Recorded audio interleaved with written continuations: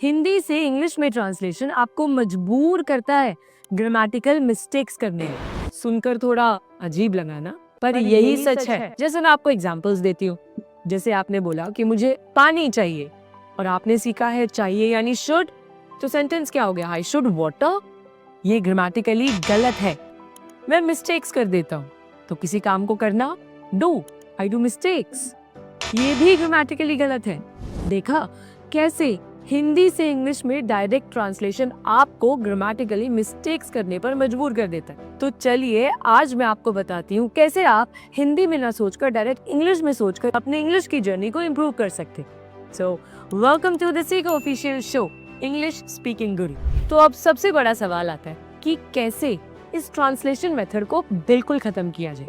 देखो, ये मैं मानती हूँ जब आप शुरुआत में अपनी इंग्लिश की जर्नी को शुरू करते हो तो कहीं ना कहीं हिंदी का रोल होता ही है, क्योंकि कोई एक बेस लैंग्वेज तो चाहिए जिसकी वजह से आप इंग्लिश को समझना शुरू करें। लेकिन पूरे तरीके से उसी लैंग्वेज पर आश्रित हो जाना और बार बार ट्रांसलेशन की मदद से ही इंग्लिश को सीखना, ये एक गलत अप्रोच है। तो इसके लिए आप क्या कर सकते हैं?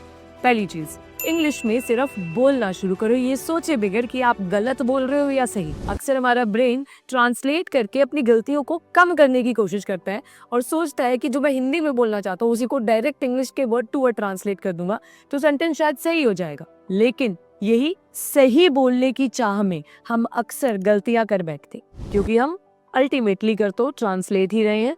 तो इसके लिए आपको सिर्फ इंग्लिश में सोचना है और इंग्लिश में बोलना है। आप सोचोगे मैम ये तो थोड़ा मुश्किल है, लेकिन अगर आपने अपने मन से ये ग्रामेटिकल मिस्टेक का डाउट निकाल दिया, आपने अपने दिमाग से अगर ये फितूर निकाल दिया कि मुझे मिस्टेक नहीं करनी है, तो आप ये कर सकते हैं। करो मिस्टेक, लेकिन ध्यान रहे सोचो इंग्लिश में, बोलो इंग्लिश में। दूसरी सबसे इंपॉर्टेंट टिप, शैडोइंग। इसमें आपको क्या करना है? आपको इंग्लिश को सुनना है, लेकिन सिर्फ सुन के नहीं रह जाना है, आपको उसको सुनने के बाद बोलना भी है, रिपीट करना है। लेट्स से आपने कोई इंग्लिश में स्पीच सुनी, तो आपने जैसे एक सेंटेंस सुना, अब उसको वीडियो को वहीं रोके और उसको दोबारा रिपीट करें। जैसे कि Hi, Tia. Home. Hi Tia, I am home. You know, Tia, I'm so tired today. You know Tia, I am so tired today. We played hockey at school. We played hockey at school. तो कुछ इसी तरीके से आपको भी जो सुन रहे हो उसको बोलना है, इससे कि आपका ब्रेन और जुबान अभी चलो जाएंगे इंग्लिश को बोलने के लिए। सो आई होप आपको ये एपिसोड पसंद आया होगा, और अगर हाँ तो हमारे इस एपिसोड को लाइक जरूर करें और अपने वैल्यूएबल फीडबैक हम तक जरूर नीचे कमेंट बॉक्स में पहुंचाएं।